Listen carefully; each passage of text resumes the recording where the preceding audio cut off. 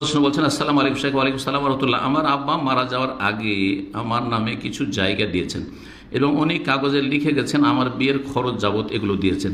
আলহামদুলিল্লাহ, এখন আমার বিয়ের কথা চলতেছে। যার সাথে আমার বিয়ে হবে উনি সুন্নত অনুযায়ী খেজুর খেয়ে নিয়ে যাবে, সুন্নত অনুযায়ী খেজুর খেয়ে নিয়ে যাবে। তো শ্বশুরবাড়ি বিয়ে করতে এসে খেজুর খেয়ে যাওয়া এটা সুন্নতে আছে নাকি? আমি তো পাইনি।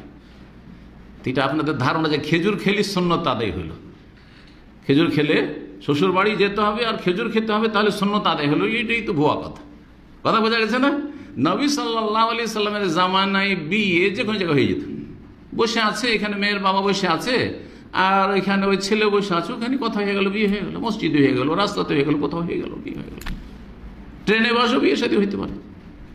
জি হ্যাঁ, ব্যাস মেয়ের অনুমতি নিতে হবে। এজেন্ট ওইটা নিয়েছে, অনুমতি নেবে, মেয়ে কবুল করবে না, কিন্তু এটা বিধাত আমাদের দেশে। মেয়ের অনুমতি যে এইরকম একটা ছেলে পেয়েছি, তুমি চাও? বলছে হ্যাঁ ঠিক আছে, আমার আপনি দেবেন, অসুবিধা নেই, ঠিক আছে, ব্যাস হয়ে গেল। তারপরে মেয়ের বাবা কি করবে বলি, এটা ইজাব করে প্রস্তাব যে আমার মেয়ের বিয়ে তোমার সাথে দিয়ে দিলাম, আমার মেয়ের বিয়েটা পড়িয়ে দেন, যে কোনো ভাষায় বলুক না কেন। আর ছেলে বলবে কাবেল তো আমি কবুল করলাম, এর নামে আর সুন্নতি খুতবা একটা খুতবা পড়ে দেবে, ব্যাস বিয়ে হয়ে গেলো যে কোনো জায়গায়। কিন্তু কিছু খেয়ে আসতে হবে না, ওলিমা আছে।